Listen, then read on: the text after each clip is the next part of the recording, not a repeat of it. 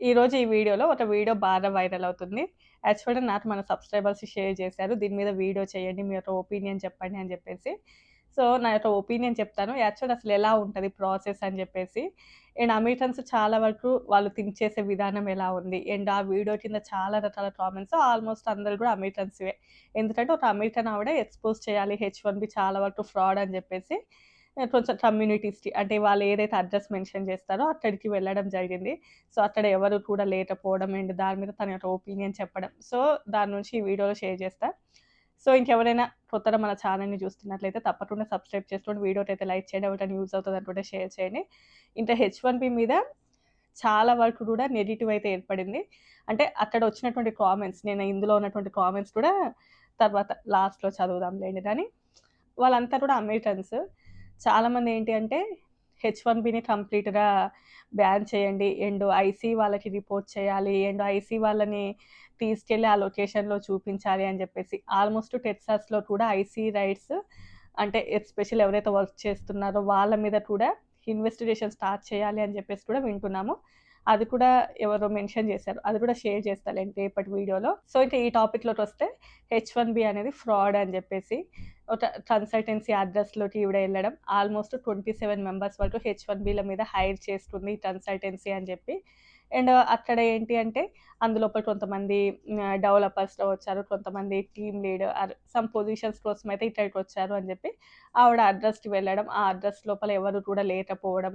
ఆవిడ చుట్టుపక్కల ఉన్న వాళ్ళని అడగడం. ఇవన్నీ కూడా చేసింది. అసలు ఆ వీడియో ఏంటి అనేది చూద్దాం. ఆ తర్వాత అసలు ఏం జరిగిందనేది చెప్తాను. We have the right address here. This is 27 H-1B visas for this location, and it's a residential home. Okay, 130 Darbon Lane, Irving, Texas, 75039. This is the address that's on here, so would have 27 H-1Bs. Let's see, right? Okay, the doorbell's broken. Not even it's like they boarded up the window. Hello? I'm looking for 3Bs. Hello? So very strange. 3Bs Technologies. That house, as it turns out, and the ring doorbell's broken, so I can't even press it. They're probably watching me right now because they've got security cameras all over the place. No one at the door.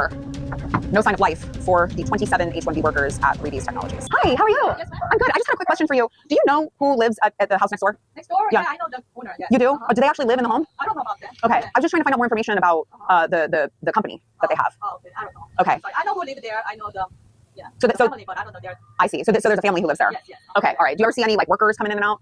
No. None. Just a family. Yeah. We're just trying to find out more about some of the companies that are bringing in a bunch of H-1B visa workers. Yeah, so I was just anything about that. okay. I Okay. just know the family. So, ఇంక ఈవిడ first అక్కడికి వెళ్ళడము, door కొట్టడం, అక్కడ ఎవరు కూడా open చేయలేదు.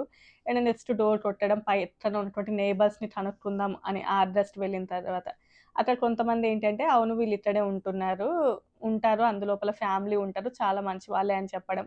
ఇంకొక ఆవిడ ఏంటంటే, నాకేం తెలీదు. నన్ను ఇన్వాల్వ్ చేయకండి అన్నట్టుగా అనింది. దాన్ని బేస్ చేసుకొని ఈవిడ ఏంటి అంటే, ఓకే ఇక్కడ ఏదో సస్పీషియస్‌గా ఏదో జరుగుతుంది. అందుకోసమే వీళ్ళు చెప్పడానికి భయపడుతున్నారు అని ఇది ఈవిడ ఒపీనియన్ అన్నట్లు అది. సో, అందుకోసమే వీళ్ళు చెప్పడానికి భయపడుతున్నారు. ఏదో జరగకూడనిది ఏదో ఇక్కడ జరుగుతుంది.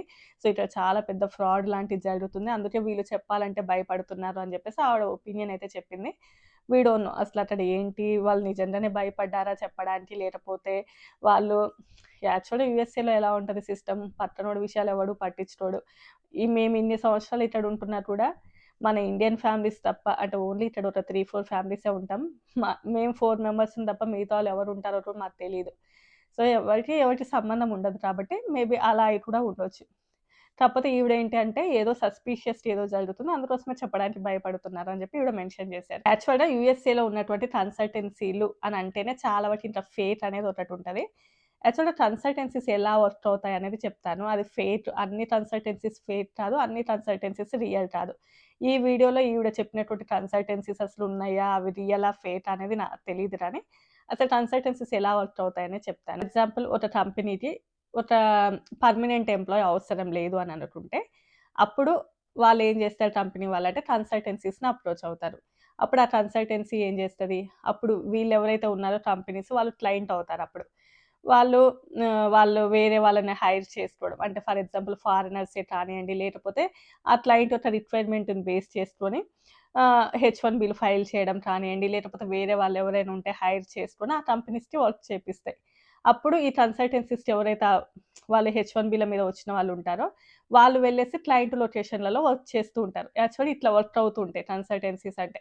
సరే మీ అందరికీ తెలుసు, దాని గురించి నేను పెద్దగా చెప్పాల్సిన అవసరం లేదని జస్ట్ కొంతమంది తెలియని వాళ్ళు ఉంటారు కాబట్టి చెప్తున్నాను. సో ఇది కన్సల్టెన్సీ అంటే అది ఫ్రాడ్ అని కానియండి, లేకపోతే అసలు అలా ఎలా చేస్తారు అని అలా ఏమీ ఉండదు. యాక్చువల్గా అది లీగల్. అది యూఎస్సిఎస్ ప్రకారం కూడా లీగలే, యాక్చువల్గా యూఎస్ఏలో కూడా అది లీగలే.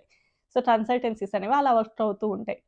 సో ఇప్పుడు 27 మెంబర్స్ వచ్చారు కాబట్టి వాళ్ళ కోసం ఒక ఆఫీస్ రూమ్ ఉండాలి. అమెరికాలో విపరీతమైన చలి.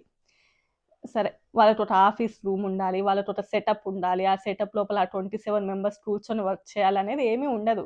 యాక్చువల్గా ఒక అడ్రస్ పెట్టుకొని ఉండొచ్చు, వాళ్ళు అటు ఒక కన్సల్టెన్సీ రన్ చేస్తూ ఉండొచ్చు. ఆ 27 మెంబర్స్ వెళ్ళేసి వాళ్ళ క్లయింట్ లొకేషన్లలో వర్క్ చేస్తారు, కానీ ఆ అడ్రస్లో ఉన్న చోటుకి వెళ్ళినప్పుడు అక్కడ ఆ 27 మెంబర్స్ ఉండి ఏం వర్క్ చేయరు.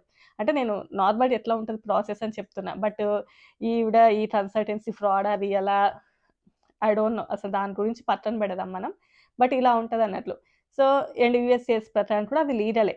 అండ్ ఇంకోటి ఏంటంటే ఈవిడ ఉద్దేశంలో ఏంటి అంటే నేను ఒక ఇంటి అడ్రస్కి వచ్చాను కాబట్టి అక్కడ వాళ్ళు ఉండాలి అనేది ఈవిడ పాయింట్. కాకపోతే ఉండాల్సిన అవసరం లేదు.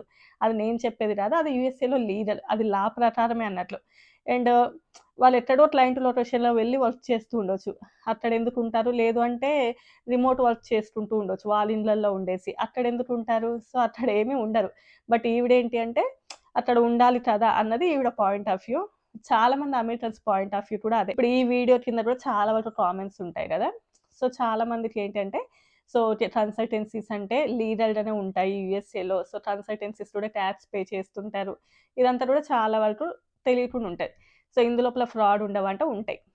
ఏంటి అంటే అసలు వర్క్ లేకుండానే తీసుకొచ్చుకోవడము, and just payroll generate చేపియడము, వాళ్ళు బయటికి వెళ్ళేసి క్యాష్గా వర్క్ చేస్తూ ఉండడము, అండ్ స్టూడెంట్స్కి అసలు వర్క్ లేకుండానే పే రోల్ జనరేట్ చేస్తూ ఉండడం, ఇవి కూడా కన్సల్టెన్సీస్ చేస్తుంది. సో అదంతా కూడా ఫ్రాడ్ అన్నట్లు. అలా చేయడం అదంతా కూడా ఫ్రాడ్, అది ఇల్లీగల్.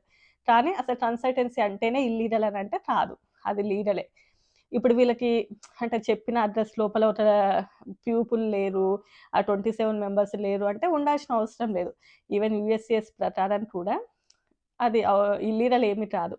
సో అది లీగల్గానే అన్నట్లు.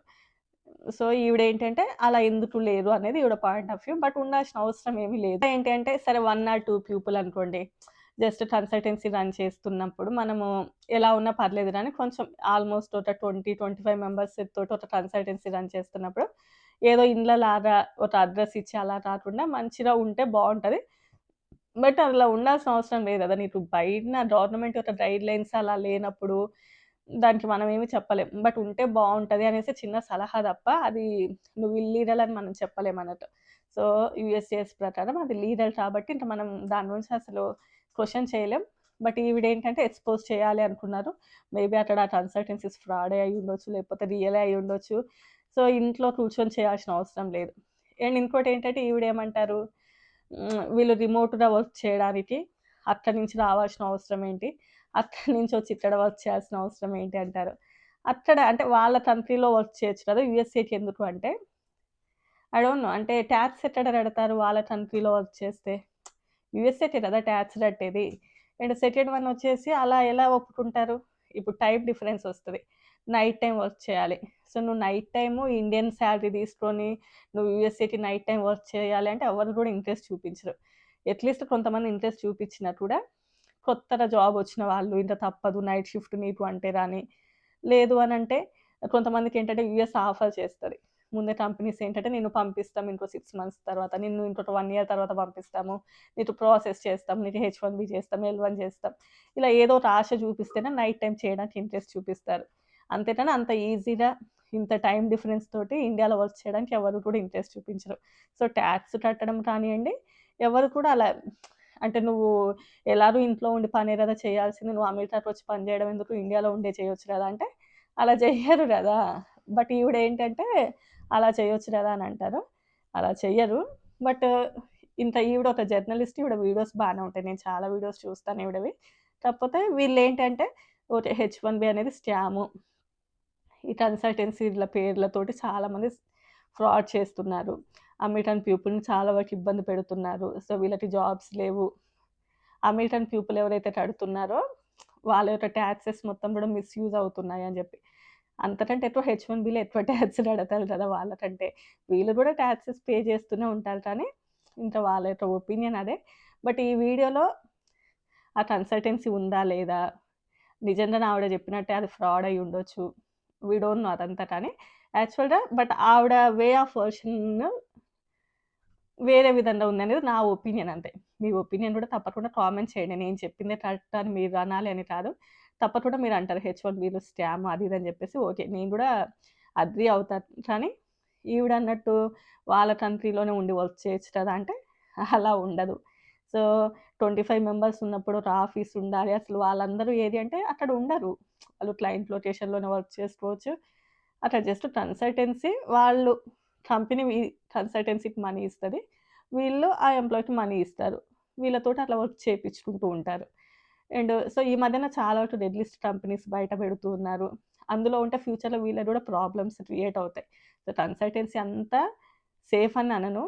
అందులో ఫ్రాడ్ కూడా చాలా వరకు ఓకే. ఈవిడ ఎక్స్‌పోజ్ చేయాలనుకోవడంలో తప్పు లేదు. ఈవిడ మంచి స్టాండే తీసుకుంది. మేబీ ఇంకా అలాంటివి చాలా కూడా కనిపెట్టొచ్చు. అంటే ఒక్కసారి ఇలాంటి డెసిషన్ ఒకసారి వచ్చిన తర్వాత నెక్స్ట్ అంటే ఫర్దర్‌గా వేరే వాళ్ళు డీహెచ్ఎస్ కానియండి ఇలాంటి వాళ్ళు వీటి గురించి ఆలోచిస్తారు. ఓకే. ఇలాంటివి ఏదో జరుగుతున్నాయి.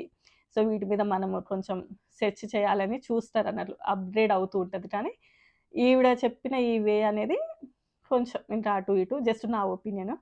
సో, మనం ఇంకా కామెంట్స్ చదువుదాం. అన్నీ కూడా ఇంకా ఆవిడకే పాజిటివ్‌గా ఉన్నాయి. ఉంటాయి కూడా తప్పకుండా ఉంటాయి పాజిటివ్‌గా.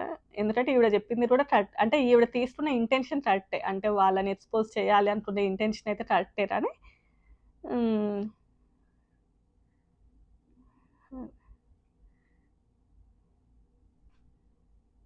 హ్మ్. Same kind of frauds happening in California. కాలిఫోర్నియాలో కూడా వచ్చి మీరు ఇన్వెస్టిగేట్ చేస్తే బావుంటది. ఇక్కడ కూడా చాలా ఉన్నాయి అలాంటియి. అదేంది వాళ్ళు ఇంగ్లీషు, తెలుగులో చెప్తారంటే ఇంగ్లీష్‌లోనే చెప్పిర్రు. నేను తెలుగులో చెప్తున్నాను. మళ్ళీ అలాంటి కామెంట్స్ కూడా వస్తాయి. ఇంకా ఇందులో అయితే హెచ్-1బీ పాజిటివ్‌లో ఒక్క కామెంట్ కూడా లేదు. ఏదన్నా చదువుదాము అనంటే ఆల్మోస్ట్ ఎన్ని కామెంట్స్ ఉన్నాయి? కొన్ని వేలల్లో ఉన్నాయి కామెంట్స్. అన్నీ కూడా ఆల్మోస్ట్ హెచ్-1బీకి ఎగెయినిస్ట్‌గానే ఉన్నాయి. సో, వీళ్ళంతా అమెరికన్స్. సో, అమెరికన్స్‌ని సేవ్ చేస్తే బావుంటది. హెచ్-1బీలను తీసేస్తే బావుంటది. Hmm. Okay.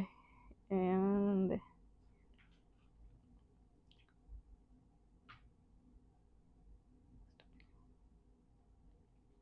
They must believe Americans are complete fools at this point. Too much corruption at tax payers expense. This must stop now.